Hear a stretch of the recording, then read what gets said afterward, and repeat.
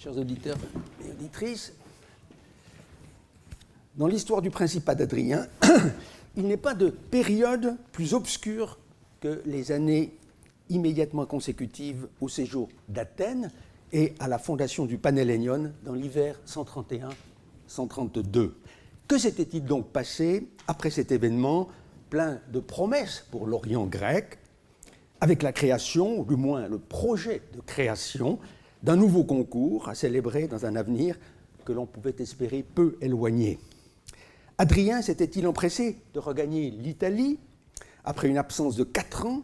pour ne plus la quitter jusqu'à la fin de sa vie? Avait-il tout au contraire tenu à retourner en Orient pour affronter par lui-même, en tant que chef suprême des armées, l'insurrection juive qui, jusqu'en 135 au moins, tint en échec la puissance romaine? La perplexité était, et reste, grande chez les modernes. Pour s'en convaincre, il suffit de constater la divergence significative existant sur ce point entre l'ouvrage de référence qu'est depuis 1986 l'étude de Helmut Halfmann sur les voyages des empereurs, Itinera Principum, et le livre de base de Wilhelm Weber, vieilli, certes, mais toujours solide. En effet, si Weber ne doutait pas que le prince eût fait un ultime voyage en Orient avant de rentrer à Rome en 132, Halfmann, de son côté, a fait valoir l'absence de preuves en faveur d'une intervention directe d'Adrien dans la guerre de Judée. Pour l'un comme pour l'autre, cependant, et cela ressort d'une confrontation de leur tableau chronologique, le retour à Rome en 132 aurait marqué la fin des grands voyages d'Adrien. Mais depuis un quart de siècle, la tendance s'est inversée. Bien que les divergences soient encore sensibles chez les spécialistes sur la date du retour à Rome après l'ultime séjour à Athènes, l'écart étant de plus d'une année entre la fin de 132 déjà chez Werner Eck et le début de 134 seulement chez Anton Burley.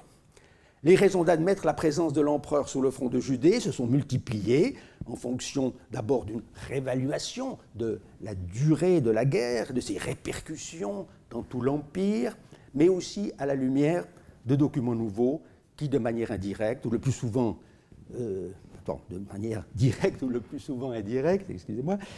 permettent de mieux cerner l'activité personnelle d'Adrien durant les dernières années du règne. L'existence d'un voyage au moins en Judée paraît désormais faire à peu près l'unanimité des chercheurs. Or,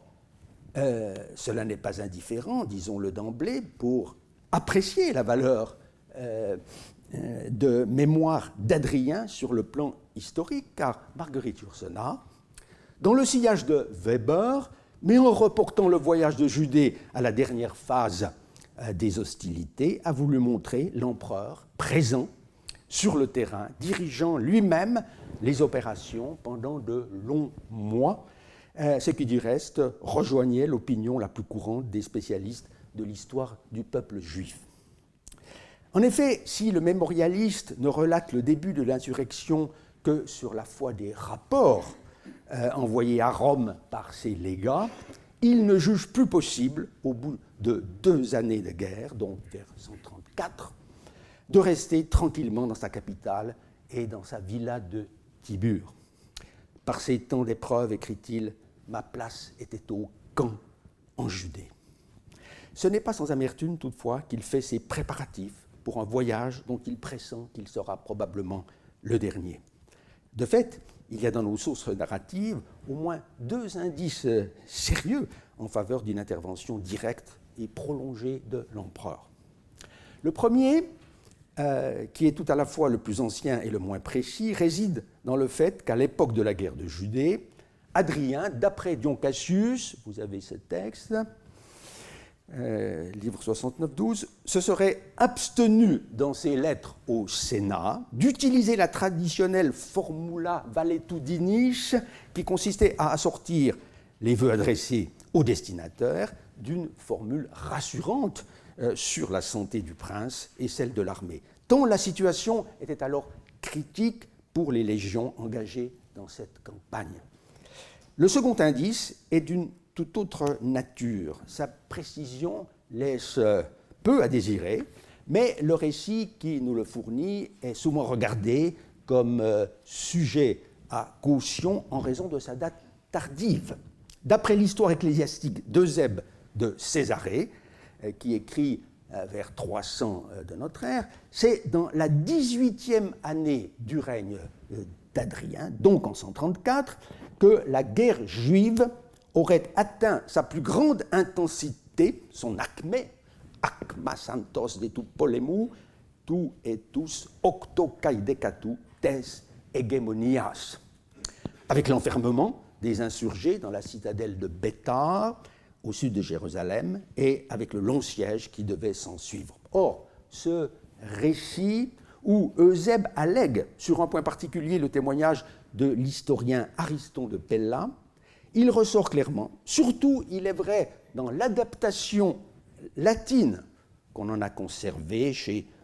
l'auteur plus tardif encore d'une chronique d'Arménie, qu'Adrien arriva en Palestine vers ce temps-là, accidit autem, ut per id tempus Adrianus per Palestinam veniret. Reste à voir dans quelle mesure cette version des faits, qui suppose un séjour de l'empereur en Judée dans la dernière phase de la guerre, est compatible avec les indications dont on dispose aujourd'hui sur les déplacements d'Adrien aux alentours de 134. De prime abord, on paraît se heurter à une contradiction frontale,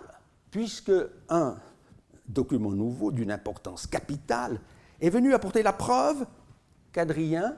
se trouvait, non pas en Judée, mais en Italie, durant une partie au moins de cette année 134.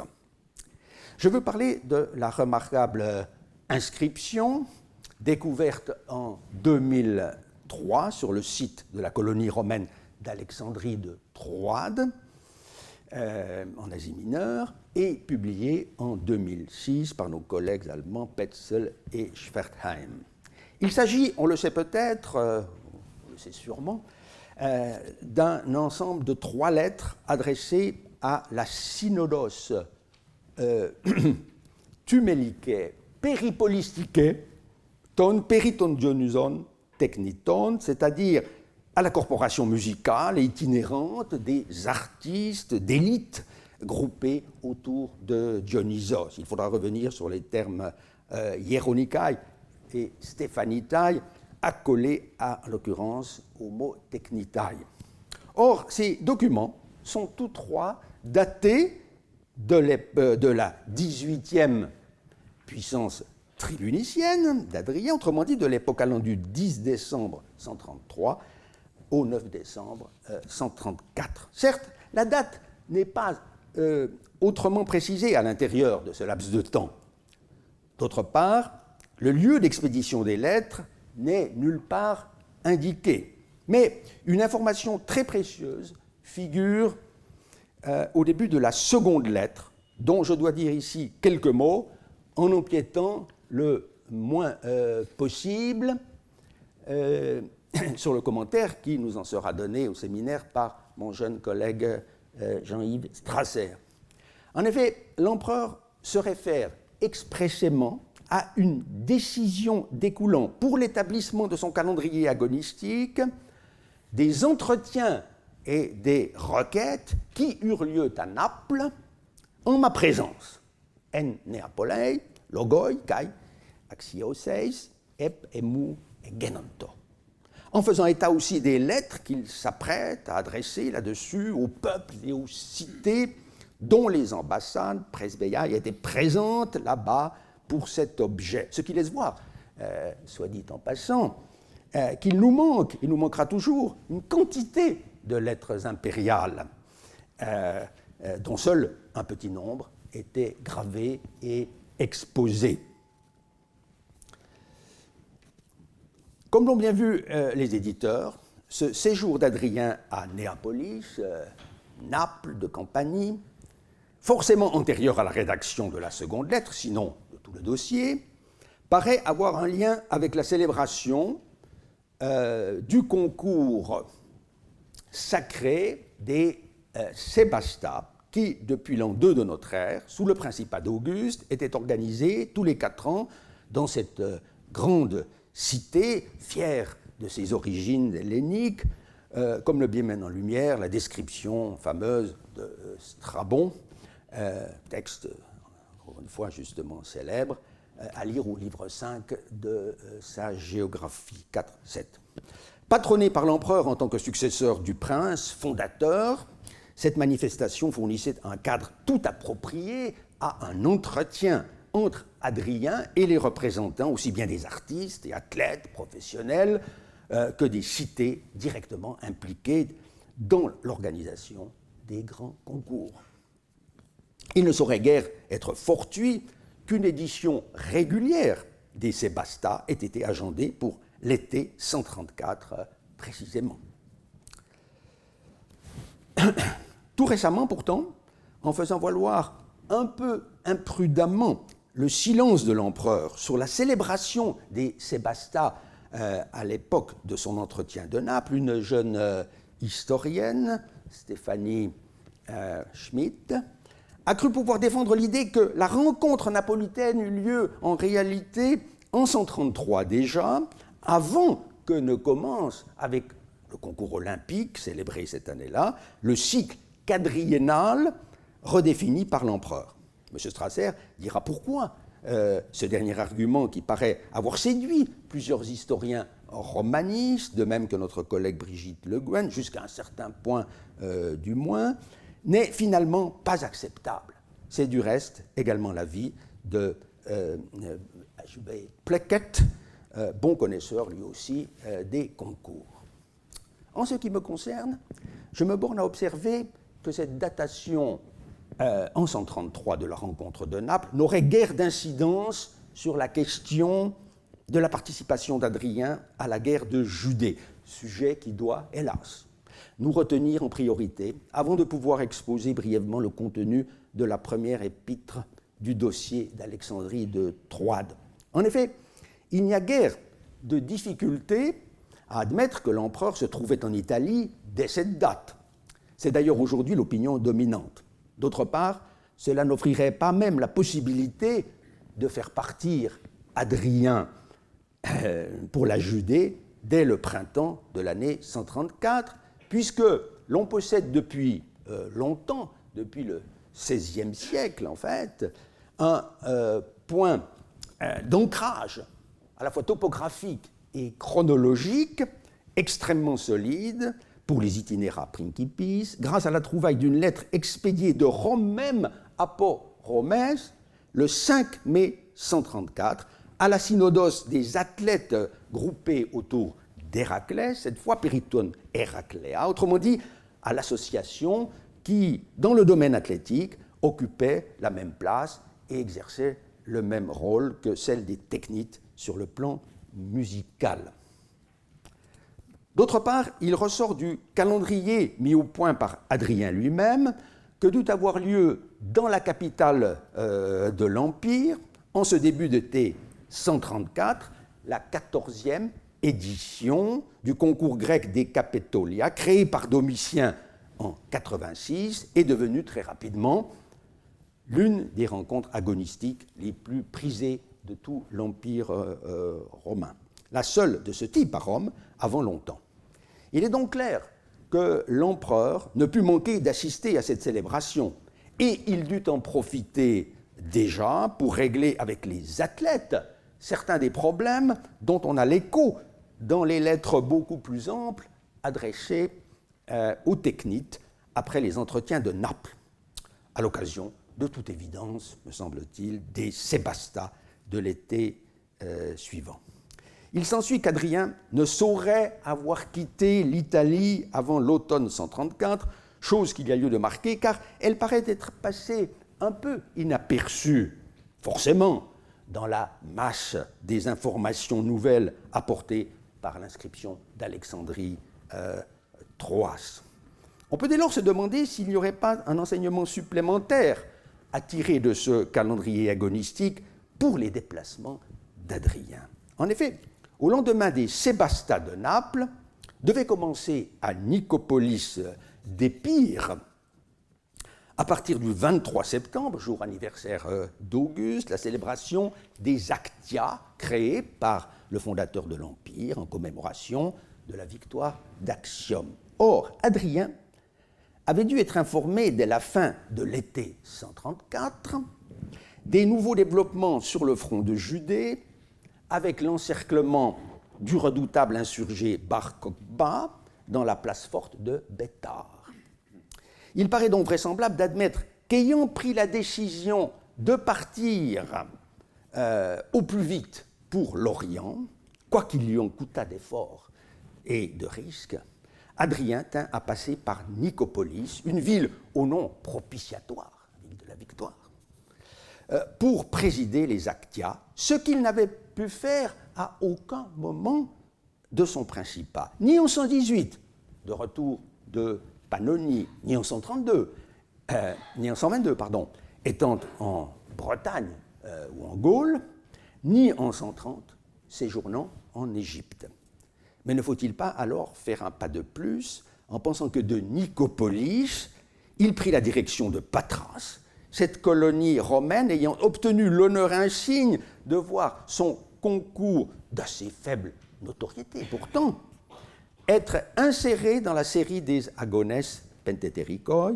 et cela essentiellement parce que Patras se trouvait commodément situé pour les Agonistai, en l'occurrence pour l'empereur lui-même, sur la voie de passage d'Italie vers l'Orient. Ce qui rend compte de la désignation insolite de la fête de Patras comme O en paraplo agone, le concours placé sur la route maritime de la côte. C'est donc tout un pan des voyages d'Adrien en 134 qui referait surface à travers la nouvelle inscription. Après un éventuel déplacement à Tarente en janvier, Adrien aurait pu passer tout le printemps et le début de l'été à Rome et à Tibur. Il se serait ensuite rendu à Naples pour les Sébastas, d'où il aurait pu, en septembre, gagner tout naturellement Nicopolis, soit par Brundusium, Brindisi, le canal d'Otrante, soit par le détroit de Messine, selon l'itinéraire suggéré pour les concurrents par les éditeurs eux-mêmes. De là, il aurait navigué le long de la côte, faisant escale à Patras, puis à Corinthe, en attendant de pouvoir embarquer pour l'Égypte, où sa présence à un moment ou à un autre de la guerre a été jugée probable, et enfin pour la Judée, principal théâtre des opérations. Mais une telle reconstitution est-elle compatible avec ce que l'on devine aujourd'hui de ce conflit calamiteux? Il convient de reprendre les choses dans l'ordre. Adrien ayant pu en réalité faire 2 voyages en Judée, l'un très bref au début, l'autre nettement plus long à la fin de la guerre. Dès 1988, l'historien britannique Ronald Syme, dans une ample recension élogieuse mais critique des Itinera Principum de Halfmann, revenait sur la question de l'activité d'Adrien durant le Bellum Judaicum. En l'absence pratiquement de toute donnée là-dessus dans l'histoire auguste, notre source de base, on l'a dit, est le récit abrégé de Dion Cassius au chapitre 12-14 du livre 69. Texte reproduit dans le dossier que vous avez, avec la traduction fournie naguère par Maurice Sartre dans sa synthèse sur l'histoire du Levant antique. Il ne s'agit pas, bien entendu, d'une source de première main, puisque l'historien bitynien ne fut pas un témoin oculaire, ni même un contemporain des événements. C'est le point de vue officiel, celui des vainqueurs, et plus particulièrement de cette élite gréco-romaine à laquelle l'auteur appartenait de plein droit. Il reste que son récit apparaît comme une narration relativement équilibrée, qui ne masque pas la rigueur extrême de la répression romaine, en réponse à des actes d'une cruauté sans doute guère moindre de la part des insurgés, si l'on en juge par la violence des attentats perpétrés par les deux camps lors de la première insurrection juive, celle des années 115-116, en Cyrénaïque notamment. Le point de vue des insurgés, dont l'action politique et militaire ne faisait du reste pas l'unanimité au sein du judaïsme local, se laisse en partie deviner à travers de remarquables émissions monétaires proclamant la liberté d'Israël et à travers des lettres et autres objets retrouvés dans des grottes situées à l'ouest de la mer Morte qui servirent d'abri aux derniers résistants. Il ressort de Dion Cassius que la révolte ne se déclara que bien après le voyage impérial de 130, celui qui est fort connu, quand Hadrien, à Jérusalem même, on s'en souvient, décida de refonder sous le nom de Colonia Aelia Capitolina la ville détruite par Vespasien et Titus, décision qui, avec d'autres mesures regardées comme intolérables par une partie de la communauté juive, suscita la réprobation, puis l'indignation et la révolte des éléments les plus réfractaires à l'hellénisation et à la romanisation du pays. C'est donc en 131 seulement qu'Hadrien dut avoir connaissance des premiers troubles provoqués par son projet en Judée. Leur gravité ne devint manifeste qu'à partir du moment où les 2 légions stationnées dans cette petite province furent mises en échec, voire décimées par les insurgés. Cependant, comme il n'avait pas démérité, le gouverneur Tineius Rufus, apparu récemment dans une inscription de Césarée, capitale de cette province, de rang prétorien, demeura en fonction. Dès ce moment, toutefois, on dut faire appel à des renforts du côté du légat de Syrie, Quinctius Poplicius Marcellus, en place depuis 131, qui disposait de 3 légions. Mais devant l'impossibilité de maîtriser la révolte avec les seules forces stationnées en Orient, il y avait aussi une légion dans la province d'Arabie, située au-delà du Jourdain, Hadrien fut amené, au début de 133 selon toute apparence, à prendre une décision révélatrice de l'inquiétude qu'avait fini par susciter, jusqu'au sommet de l'État, la résistance opiniâtre des Juifs. Au dire de Dion Cassius, l'empereur se tourna en effet vers ses meilleurs généraux, et notamment, précise l'historien, vers le gouverneur de la Bretagne, Sextus Julius Severus. C'est sur cette décision que Syme attira plus particulièrement l'attention en montrant tout ce qu'elle avait d'insolite sur le plan militaire et administratif, car le transfert d'un ancien consul chargé d'assurer la sécurité de Rome dans l'une des provinces les plus exposées, à savoir la Bretagne, vers une province aussi médiocre dans l'avancement des carrières de ces hauts magistrats, était quelque chose d'inouï qui trahissait certainement une situation d'extrême urgence. Le savant britannique relevait d'ailleurs dans plus d'une inscription de ces années-là, qui fournissait des cursus honorum, la mention d'une expeditio iudaica, à l'occasion de laquelle divers sénateurs avaient été honorés par Hadrien. Vous en avez 2 sous les yeux. Or, comme le met en lumière l'exemple de l'expeditio dacica mené par Trajan en Dacie, une telle expression implique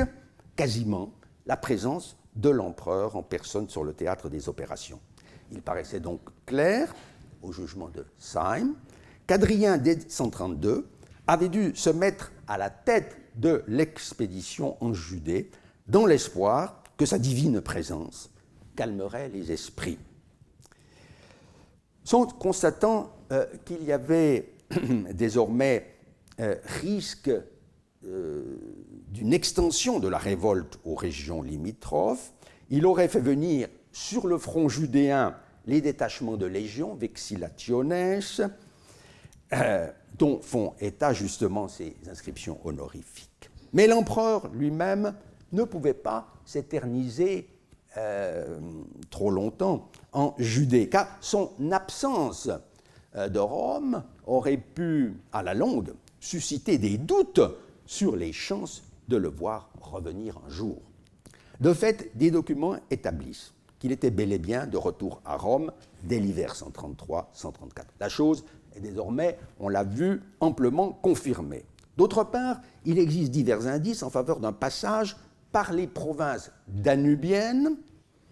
au retour d'Orient. C'est ainsi qu'un beau document publié en 1957, où le sénateur Honoré porte le titre remarquable de Comes divi Adriani per orientem et Illyricum, qui donne à penser qu'Adrien fit alors, en l'espace d'une année, un long voyage d'est en ouest. Syme en a fort logiquement conclu qu'après avoir pris en Judée les mesures drastiques qu'imposait la situation, Adrien quitta cette province fin 132 ou début 133 pour inspecter la frontière pannonienne, puis, ayant longé le Danube jusqu'à Vindobona, Vienne, et rejoint ensuite Aquileia, il aurait foulé à nouveau le sol de l'Italie au terme d'un périple de 5 années environ, 128-133. On peut aujourd'hui ajouter à ce puzzle documentaire quelques pièces qui permettent tout à la fois de préciser et de rectifier la reconstitution de Syme, acceptée du reste avec réserve par d'aucuns.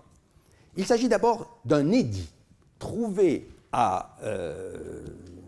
Grèce, naguère, à Maronée, et diligemment publié, mais sans commentaire, par les éditrices du corpus des inscriptions de la Thrace égéenne. Ce texte peu commode a été repris, amélioré sur plus d'un point par Christopher Jones en 2011, dont l'édition doit servir désormais de base. L'intérêt du document, c'est d'abord de prouver qu'en cette province aussi, puisque pour la province d'Asie, on possède depuis peu un édit consacré au même thème et datable de l'an 129, Adrien avait légiféré sur ce qu'on appelait la vehiculatio, le transport des personnes et des biens tel qu'il était codifié à l'usage des hauts magistrats et des émissaires impériaux, empruntant les grandes voies de communication, service auquel étaient astreints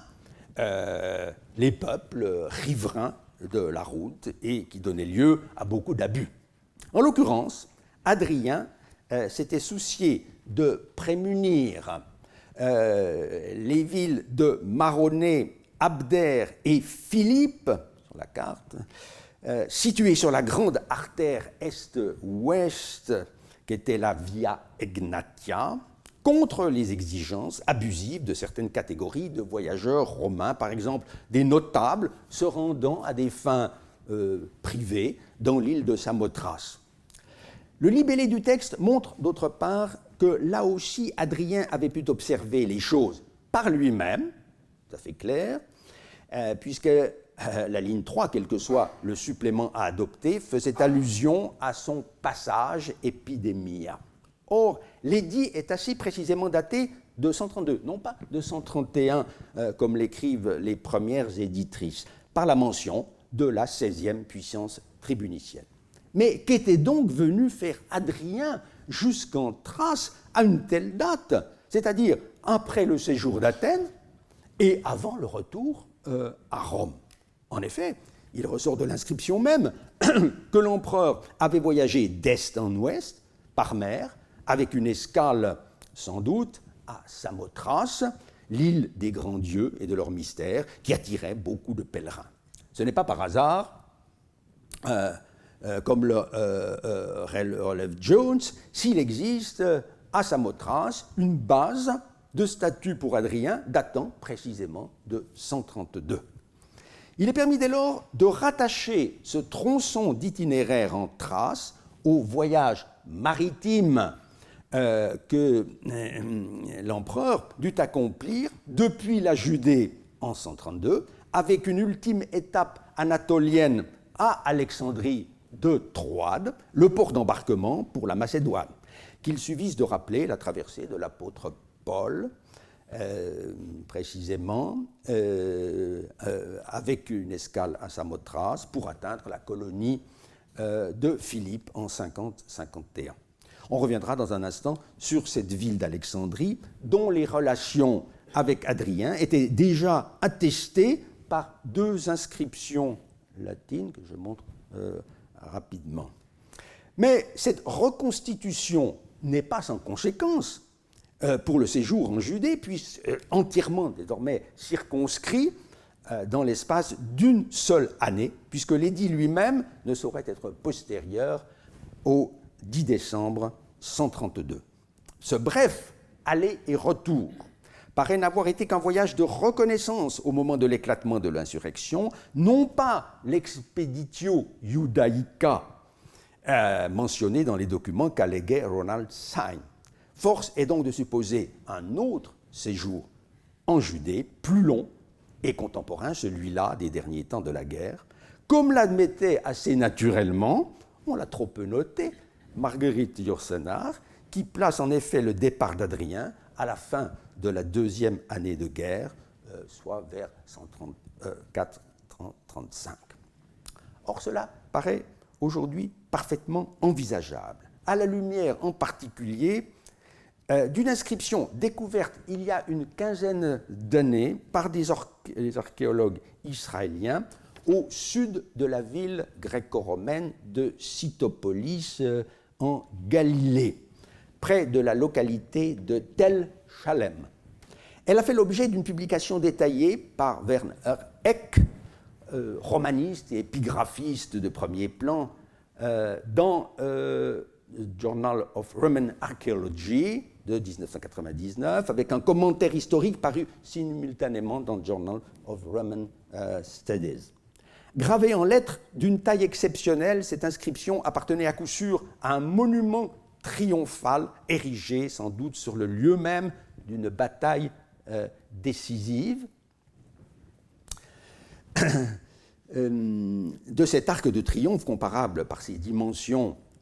probables à celui de Titus à Rome, il ne reste assurément que quelques blocs réutilisés dans une nécropole. Mais de ces pauvres fragments, le professeur Eck a su tirer deux choses, à mes yeux, incontestables. D'abord, que la dédicace était faite à l'empereur Hadrien lui-même. D'autre part, que le prince, au moment de cette consécration, avait déjà reçu la seule acclamation impériale qu'il accepta durant son règne, laquelle est notée dans les inscriptions latines par imp 2, l'équivalent en grec étant autokrator to deuteron ou bêta.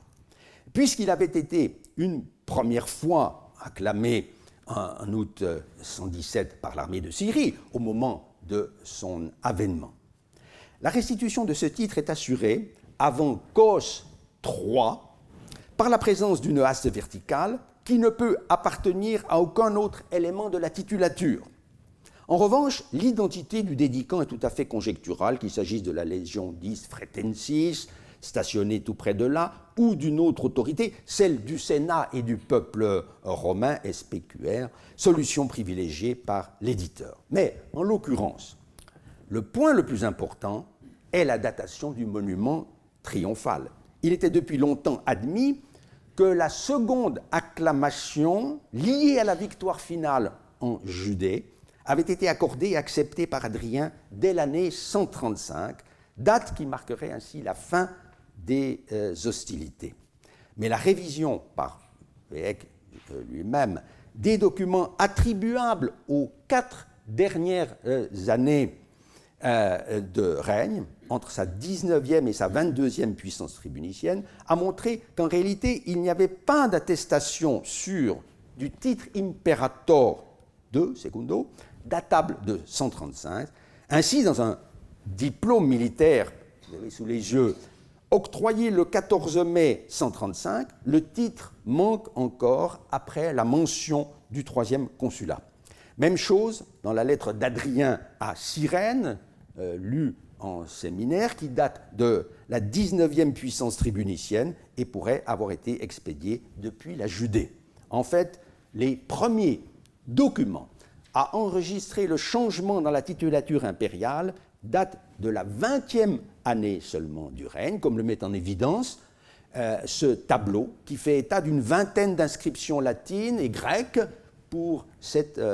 année-là, auquel doit s'ajouter maintenant un certain nombre de documents où la seconde acclamation est associée à une tribunicia potestas dont le chiffre a disparu. C'est le cas d'une inscription de Claros, non encore connue de Eck, que mon confrère Jean-Louis Ferrari nous a présenté ici même, où il me semble que l'on peut désormais introduire avec confiance le chiffre kappa égale 20 pour la dizaine, l'incertitude ne subsistant que pour la lettre suivante, alpha ou bêta, 21 ou 22. C'est donc seulement des premiers mois de 136 qu'apparaît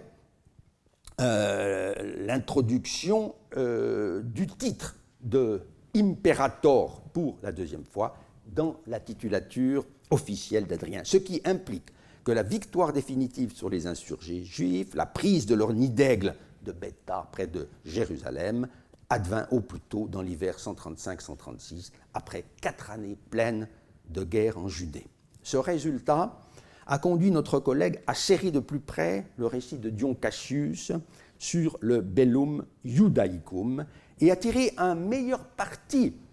de l'indication que fournit l'historien quand, on l'avait vu, il écrit qu'Adrien, constatant l'extension de la rébellion, dut se résoudre à envoyer sur le front ses meilleurs généraux, tous gratistus ton stratégon, pour en venir à bout. Assurément, Dion Cassius ne donne qu'un exemple. Le premier, ou le plus important, Protos, celui de Julius Severus, soit parce que ce gouverneur de Bretagne fut le premier à intervenir, soit parce qu'il fut le plus efficace. Mais le pluriel prouve qu'il y en eut au moins 2 autres, qui sont restés jusqu'ici dans l'anonymat. Or, Werner Eck a trouvé le moyen de les identifier avec un haut degré de certitude. C'est que Julius Severus ne fut pas le seul à recevoir l'honneur considérable des ornamenta triumphalia, la plus haute distinction que le prince pouvait accorder au terme d'une campagne victorieuse, étant entendu que depuis Auguste, le triumphus proprement dit était l'apanage exclusif de l'empereur.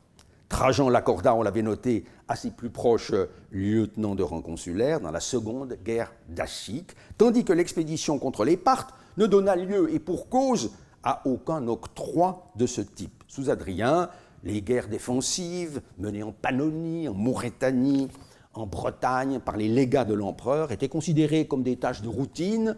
pour lesquelles, en tout cas, l'empereur ne voulut pas entendre parler d'une acclamation impériale pour lui, qui eût donné de lui l'image d'un prince belliqueux. Or, Werner Eck montre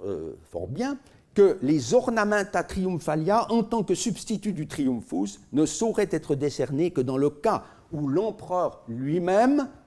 reçoit et accepte l'honneur du triomphe. Autrement dit, dans les inscriptions du règne d'Adrien, l'octroi des ornamenta à des consulaires doit nécessairement être mis en rapport avec la guerre juive. C'est le cas de manière explicite dans 2 inscriptions de Dalmatie, où Julius Severus est honoré en raison des affaires menées avec succès en Judée, obres in Judaea prospere gestas. Mais il est permis d'induire la même chose pour le gouverneur de Syrie, Publicius Marcellus, qui est mentionné incidemment dans la nouvelle inscription d'Alexandrie de Troade à propos d'un concours célébré à Apamée de Syrie, justement. Or, tout donne à penser qu'à la date de ce dossier, je me souviens, soit l'été 134, comme on vient de constater, Publicius n'était plus à Antioche, tout en conservant le titre de gouverneur de Syrie. Dans son étude de 1999, Eck a en effet rappelé qu'une inscription en l'honneur d'un sénateur d'Ancire de Galachie, familier d'Adrien, enseigne que ce personnage eut à remplacer temporairement le gouverneur de Syrie Publicius Marcellus, qui avait dû quitter sa province en raison de l'agitation en Judée, diaten kinesin ten judaïken. Vous l'avez sous les yeux. D'autre part, on tire d'une inscription latine d'Aquilée en Italie l'information que Publicius reçut justement les ornamenta triumphalia, nécessairement, comme le montre ici encore notre collègue, après la victoire finale en Judée. L'épigraphiste allemand a pu enfin reconstituer la carrière d'un autre sénateur proche d'Adrien, Titus Atterius Nepos, qui devint gouverneur d'Arabie en 130 et dut rester en place plusieurs années, assumant un consulat suffect sans doute in absentia en l'an 134. Or, il ressort d'une inscription fragmentaire connue depuis longtemps que ce personnage reçut lui aussi cet honneur, triumphalibus ornamentis honorato, de même que d'autres documents prouvent que des officiers de la Legio Tertia Cyrenaica, stationnés précisément dans la province d'Arabie, furent récompensés pour leur conduite durant la guerre juive ob bellum Judaicum. Il paraît ainsi clair que 3 au moins des meilleurs généraux d'Adrien, à la tête venus de troupes provenant de provinces limitrophes de la Judée, de détachements, provenant eux des armées d'Occident, furent engagés dans ce terrible conflit, ce qui rend compte de l'affirmation de Dion Cassius sur l'onde de choc provoquée par la guerre juive à travers tout l'Empire. Et ce qui achève de prouver la gravité de l'événement, c'est, outre le monument de Tel Chalem lui-même, la décision prise par Adrien de remplacer le nom de Judaea par Palestina pour désigner la petite province en question, chose dont on a un premier témoignage dans un diplôme militaire, celui que vous avez sous les yeux, de l'an 136. Or, cette espèce de damnatio memoriae est un acte sans précédent dans l'histoire des provinces romaines. Tout paraît donc suggérer une implication très forte de l'empereur dans le pays même pendant les derniers mois de la guerre. Je constate certes que mon très savant collègue n'a pas voulu prendre parti sur ce point, s'abstenant même d'en parler, mais tous les éléments d'information qu'il a réunis obligent à admettre, jusqu'à preuve du contraire, qu'Adrien fut bel et bien présent en Judée pendant une année au moins du début à la fin de 135, durée qui s'était imposée à l'esprit de Marguerite Yourcenar, en dépit d'un nombre bien plus restreint d'indices à disposition. Elle a senti que son empereur, si l'on peut dire les choses ainsi, ne pouvait pas être resté loin de tout cela, et aussi qu'il avait dû être reçu triomphalement à son retour d'Italie. Rome m'avait préparé un triomphe, que cette fois j'acceptais. Je ne luttais plus contre ces coutumes à la fois vénérables et vaines. Tout ce qui met en lumière l'effort de l'homme, ne fût-ce que pour la durée d'un jour, me semblait salutaire, en présence d'un monde si prompt à l'oubli. Page 260. L'auteur moderne des Mémoires eut donc accueilli avec satisfaction cet enrichissement de la documentation. Elle ne se méprenait certes pas sur le caractère atroce de la guerre qui s'achevait. La destruction de plusieurs centaines de localités, centaines de milliers de morts du côté des Juifs, un pays ravagé pour longtemps. Elle n'hésitait pas, du reste, à faire dire à Adrien que cette guerre avait été, à ses yeux, un échec personnel, ou du moins la fin d'une illusion. Elle a tenu à dresser un bilan équitable des responsabilités incombant aux uns et aux autres, ce qui, en 1950, au lendemain de la création de l'État d'Israël, n'était pas une tâche plus aisée que ce n'est le cas aujourd'hui. De toute façon, cherchant à retrouver le point de vue d'Adrien. Elle ne pouvait pas créditer son personnage d'une trop grande indulgence à l'égard des instigateurs de la révolte. Si dans les mémoires, l'empereur reconnaît avoir commis une grave erreur d'appréciation en croyant pouvoir faire de Jérusalem une ville comme les autres, reliée au reste de l'oïkouménée par le culte de l'empereur, assimilée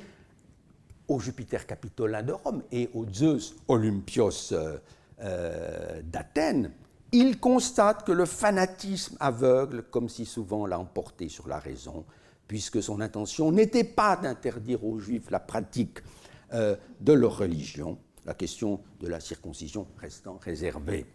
ni d'installer l'Aedes Iovis sur les ruines du temple de Yahvé. Il s'agissait seulement, selon toute apparence, de redonner à la vieille capitale la place qui était la sienne avant le drame de l'an 70, en la transformant, il est vrai, en une ville cosmopolite où les diverses communautés, quelle que fût leur appartenance ethnique et religieuse, s'accorderaient à rendre à César ce qui est à César. Mais c'était compté sans les éléments ultra-conservateurs, bientôt galvanisés par la figure messianique de Bar Kokhba, en qui les uns pensaient voir le libérateur tant attendu, le fils de l'étoile, tandis que beaucoup d'autres avaient quelques motifs de le tenir pour un dangereux illuminé dont l'intransigeance n'apporterait que ruine et désolation. Ce qui paraît sûr, c'est que les communautés chrétiennes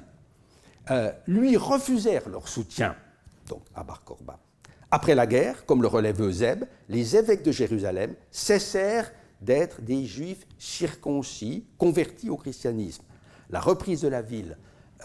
par les Romains, 2 générations après le siège mémorable de Titus, consommait ainsi la fracture amorcée depuis un siècle entre les 2 religions. Comment passer de l'évocation d'un conflit aussi âpre et sanglant à la description de la vie agonistique telle qu'elle nous apparaît à travers le dossier exactement contemporain d'Alexandrie de Troade, cette ville portuaire, florissante, où il y avait à coup sûr, dès cette époque, une petite communauté juive et une communauté chrétienne plus petite encore, vivant aux côtés des Grecs attachés à leurs cultes ancestraux et des familles de souche italienne, issues des vétérans que le futur Auguste y avait installés quand, dans les années 30 avant Jésus-Christ, il en avait fait une importante colonie romaine, Colonia Augusta Alexandria Troas, comme l'a rappelé naguère l'épigraphiste Umberto Laffi. Ce changement de sujet, qui peut paraître un peu brutal, voire choquant, est en fait dans la nature des choses, puisque l'histoire du monde nous offre à tout instant, sans répit, de tels contrastes. Il faut donc admettre qu'au moment même où des hommes en Judée tombaient chaque jour pour défendre leur aspiration à une autre façon de vivre que celle des Grecs et des Romains, Adrien pouvait édicter une série de dispositions pour améliorer le fonctionnement de cette institution typiquement hellénique qu'est la célébration de concours athlétiques, et surtout en l'occurrence musicaux ou, comme dit l'inscription, tuméliques. Mais pourquoi cette belle inscription fut-elle gravée à Alexandrie de Troade, dans une ville qui, à la différence de beaucoup d'autres de la province d'Asie, n'était pas le lieu d'un agone inscrit dans la périodos, le circuit des grands concours que fréquentaient artistes et athlètes professionnels. Ceux-là même qui, dans le document, sont qualifiés de hiéroniques et stéphanites, ou vainqueurs dans les concours sacrés, donnant droit à une couronne. Et cela pour les distinguer du tout venant des participants au concours dont les prix étaient moins prestigieux, quoique versés en numéraire. Leur association avait à coup sûr son siège principal à Rome, mais possédait nombre de filiales régionales, ainsi à Milet, Athènes, Naples peut-être, Nîmes, où Hadrien figure en tant que Néos Dionysos dans un remarquable décret bilingue émanant des Technites. Car cette divinité était reconnue depuis toujours comme le saint patron des artistes de théâtre. On peut donc présumer que c'était dans un sanctuaire de Dionysos, situé en ville d'Alexandrie de Troade, que se dressait primitivement la stèle miraculeusement retrouvée. Puisque la clause finale de la deuxième lettre enjoignait non seulement aux cités poleis, dans la mesure où elles avaient la responsabilité d'un grand concours, mais aux associations synodoi, on notera au passage le pluriel, impliquant l'existence d'au moins une autre corporation, comme celle des athlètes, et cela, précise l'empereur, dans leur propre sanctuaire, en tois, hierois, tois et auton. Si Alexandrie de Troade avait été choisie comme siège, sans doute, d'une filiale de la synodos, c'était d'abord en raison de sa position très favorable à l'entrée de l'Hellespont, des facilités de communication qu'elle offrait avec les provinces voisines, Thrace, Macédoine, Bithynie, Pont de l'autre, sans être trop éloignée non plus des métropoles de la province d'Asie, Pergame, Smyrne et Éphèse. Enfin, cette cité d'Alexandrie était en tant que colonie jouissant du droit italique comme une réplique de Rome en terre provinciale, bénéficiant en principe de la part de l'empereur et de ses représentants d'une sollicitude particulière. Un curieux épisode illustre cette situation, d'autant plus intéressant qu'il date du principat d'Hadrien et même très précisément des alentours de 135. En effet, dans ses vies des sophistes, vous avez ce texte, Philostrate rapporte que l'Athénien Hérode Atticus, richissime rhéteur et magistrat romain, adressa à l'empereur une demande en faveur de cette ville de Troade dont il avait pu constater tandis qu'il exerçait le contrôle financier des cités libres de la province, qu'elle souffrait d'une alimentation en eau insuffisante, peu en rapport avec sa situation maritime avantageuse. Hadrien lui accorda une somme importante, 3 millions de drachmes, sur les revenus de la province. Mais la dépense excéda de beaucoup ce crédit, de sorte que les procurateurs ou agents financiers de l'empereur crièrent au scandale, car cela se faisait au détriment des autres cités de la province. Hadrien en fit le reproche au père d'Hérode, le richissime Atticus, et celui-ci aurait répondu avec beaucoup de hauteur que l'empereur n'avait pas à se soucier de montants aussi ridicules dont lui, Atticus, se portait du reste garant. Y eut-il malversation de la part d'Hérode, comme le laisse entendre l'auteur des Mémoires, qui montre Hadrien vitupérant contre la bassesse d'âme de ce magnat et de quelques autres. L'épisode donne en tout cas une impression d'authenticité. Son intérêt ne laisse pas d'être considérable, à deux titres au moins. C'est d'abord l'importance attachée à de tels travaux d'adduction d'eau, visiblement très coûteux pour les collectivités, qui peinent à assurer le financement, comme l'avait montré un exemple récemment apparu à Aphrodisias de Carie, on s'en souvient peut-être, comme aussi le rôle joué par l'empereur, grand constructeur d'aqueducs dans tout l'Empire. Et c'est d'autre part la nécessité pour les autorités romaines de veiller à l'état des finances, bien souvent délabré des cités, y compris les plus florissantes. Or, c'est exactement ce dont témoigne dans le domaine des concours le nouveau dossier d'Alexandrie de Troade. Ainsi, à propos de l'organisation de repas publics auxquels sont conviés les concurrents, Hadrien veut bien, dans sa très brève lettre 3, ratifier les droits acquis, mais il tient surtout à manifester son souci de ne rien édicter qui puisse grever le budget des poleis organisatrices. Et en cela, dit-il expressément, je suis fidèle à mes principes, ego men to emautu ethos fulachon. De fait, c'est très largement sur des questions financières que porte la première lettre, curieux assemblage de réponses souvent très ponctuelles apportées aux problèmes qui se posaient à ces associations d'artistes et d'athlètes dans leur rapport parfois tendu avec les cités. À juste titre, on considère ce document, moins comme une lettre, comme un édit fait de pièces et de morceaux, une série de diatagmata, de décisions énoncées par le prince ayant force de loi. Cette accumulation un peu désordonnée paraît témoigner d'une certaine surcharge de l'administration romaine, comme l'a suggéré au lendemain même de la publication M. Rudolf Hensch, spécialiste de l'épistolographie impériale. Je me borne pour conclure à attirer votre attention sur un tout petit nombre de ces clauses si diverses, les unes de caractère général, les autres de nature très particulière. Il n'y aurait d'ailleurs pas d'utilité à vouloir analyser ici tout le dossier, puisque chacun peut désormais prendre connaissance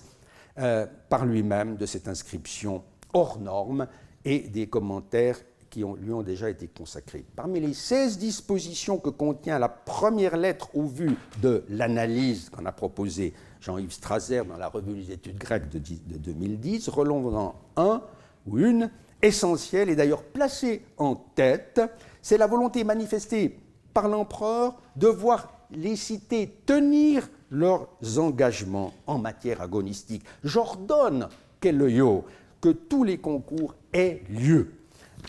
Pas question donc pour les cités d'affecter à d'autres dépenses les fonds poroi qui, en vertu d'une loi, d'un décret, d'un testament, ont été affectés à l'organisation d'un concours. L'empereur est là assurément pour faire respecter le droit et en l'occurrence il défend les intérêts des concurrents engagés par contrat auprès des poleis. Mais on pourrait s'étonner qu'il s'oppose à ce que les cités utilisent leurs fonds agonistiques au financement, par exemple, d'édifices utilitaires plutôt qu'à la célébration d'une fête. Puisque, à Aphrodisias, il applaudissait à la décision des autorités de cette cité d'encourager les notables à financer l'édification d'un aqueduc plutôt qu'à organiser des monomachiae, des combats de gladiateurs. Mais les deux types de spectacles, ludi, jeux d'inspiration, d'importation romaine offerts par des magistrats, et kertamina, concours organisés par les cités, ne sauraient être confondus, comme le marquait avec force Louis Robert, que la lecture de tels documents eût comblé d'aise. Sans doute aurait-il été amené à adopter, en revanche, une position moins tranchée sur la différence séparant les concours dits sacrés, hiéroi, des autres concours, en rapport avec la question de savoir si les premiers aussi donnaient droit à des récompenses en argent, ce que signifiait exactement, dans la numismatique grecque d'époque impériale, la représentation de tables portant des couronnes ou des bourses, problème qui vient de faire l'objet d'une étude intéressante de l'archéologue Catherine Dunbabin. La nouvelle inscription confirme en effet, avec un luxe de détails inespéré, l'importance de l'argent dans les concours grecs, pour reprendre le titre d'un récent colloque dont les actes ont été publiés par Brigitte Le Gouen. Remporter un concours de une couronne de feuillage à Olympie ou à Delphes, cela restait assurément l'ambition des concurrents, mais il leur fallait pouvoir aussi tirer un profit matériel de leur talent, et c'était visiblement ce qui les préoccupait au premier chef, face à des cités qui, assez souvent, l'inscription en témoigne, devaient se dérober, soit pour l'octroi des atlas, des prix à l'issue même du concours, soit pour le versement de syntaxes, de primes auxquelles ils avaient droit sous certaines conditions dans leur propre patrie. Une fameuse mosaïque romaine de Tunisie, qui représente à coup sûr un concours grec, illustre bien cet aspect des choses en montrant sur une table des bourses que l'on devine pleines de pièces sonnantes et trébuchantes. Ce pavement offre une autre scène remarquable dont le meilleur commentaire est à chercher désormais dans une disposition de la première lettre qui s'intercale entre une clause de grande portée sur les syntaxes et une enquête relative à un différend financier entre la Synodos et la cité de Corinthe. Le lecteur ne s'a donc guère à trouver en un tel endroit l'énoncé de règles concernant les punitions corporelles à infliger aux concurrents indisciplinés. Le participant à l'agone, il convient de le fouetter, masteigun agonisten, si cela devait se révéler nécessaire, ei DSI. Adrien rappelle une règle générale, mais en répondant probablement à une plainte de la synodos, dont certains membres avaient dû être victimes d'un traitement inapproprié, dirions-nous aujourd'hui. L'empereur entend y remédier non pas par la création d'un corps spécialisé, car des collèges de mastigophoroi, souvent au nombre de 20, existaient alors depuis longtemps, mais par l'institution d'un tirage au sort pour déterminer l'ordre d'intervention de fouetteurs groupés 2 par 2, kata duo. Car Hadrien constate qu'il reste indispensable d'inspirer une certaine crainte aux agonistai. Seule manière de faire revenir à la raison les concurrents commettant une faute, sophronitzestai, tous plemeluntas. Ce qu'il s'agit de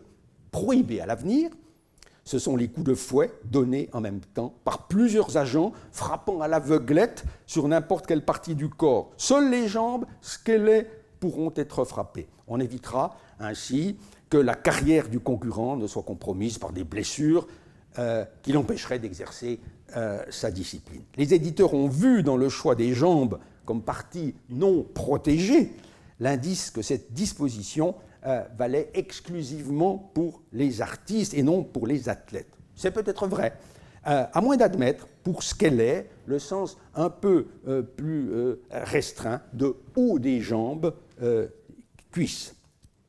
En tout cas, c'est la preuve que les musiciens eux-mêmes n'échappaient pas aux coups de fouet. Si leur inconduite allait au-delà d'une fausse note ou d'un vers estropié, c'est un enrichissement parmi beaucoup d'autres dans notre connaissance des pratiques agonistiques. Je vous remercie.